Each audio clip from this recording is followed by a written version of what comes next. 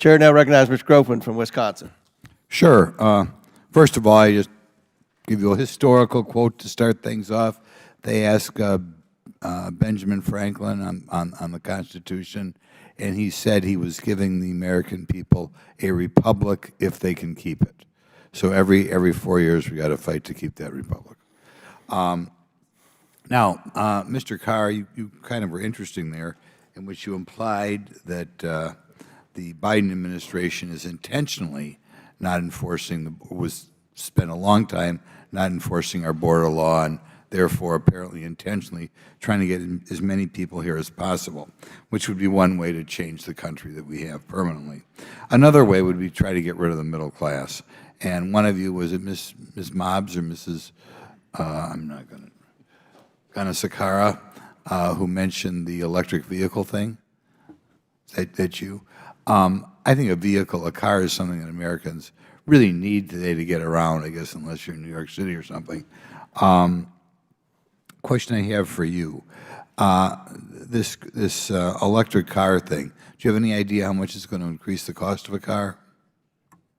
Well, we have a snapshot because the price of vehicles has already increased substantially to the point where a lot of Americans are priced out of purchasing new cars. It ranges from $10,000 to $30,000 depending on the chassis and what manufacturer you're ultimately looking at.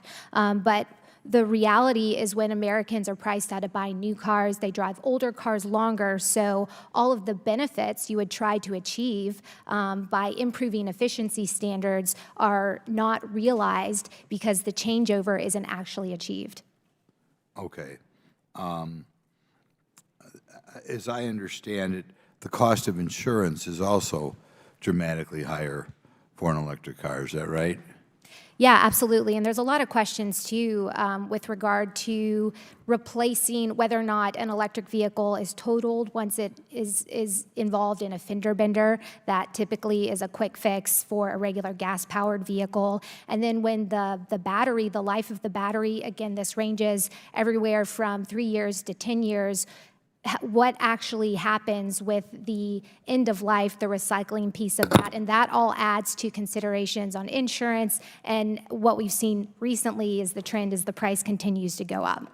Right. I also heard yesterday for the first time, I wasn't aware of this, these electric cars that people are going to have to buy, they depreciate quicker than standard cars. Have you ever heard that? I've heard that as well. Again, I would just look at consumer preference. It's not necessarily about picking one technology over the other. It's what do the consumers want. And when it comes to mobility, they want an affordable, reliable car that safely gets them and their family from point A to point B. And increasingly, Americans are saying no to electric vehicles that this administration is pushing alongside state-based regulations like California that's looking to ban the sale of gas-powered vehicles starting in 5 to 7 years from now. It's a difficult thing to wonder, but given that people need a car, the combination of driving up the cost of a new car, driving down the amount you're getting in a trade-on, and the dramatic increase you're going to have to pay in insurance, it's going to make it much more difficult to be members of the middle class in America than before these cars, don't you think? Yeah, absolutely. And again, point A to point B is usually taking your kids to school or driving to your job and coming back, going to the grocery store and coming back, aspects that are fundamental to create a thriving and healthy home. And you have to think, too, what is all of this for? Why is this administration and the Biden-Harris administration so keen on pushing Americans into electric vehicles? They say it's to reduce emissions and for their climate agenda, but the reality is the majority of the minerals that go into these batteries are sourced from areas like China, where they not only have they have appalling environmental standards, they violate basic norms of humanitarian standards and rely on either forced or child labor to extract these minerals. So if you think big picture, it actually undermines some fundamental goals that all Americans, Republican or Democrats, have fought very hard to seek some degree of improvement. Yeah. Another way that you try to get rid of the middle class is you cause inflation by spending huge amounts of money that we don't have. And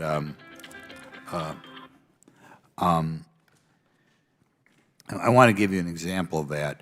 We talk about the huge cost of inflation from the so-called Inflation Reduction Act, but it's forgotten that the Democrat Party, if it weren't for Senator Manchin, actually wanted to have this bill be 3 times the cost of the bill that was eventually passed.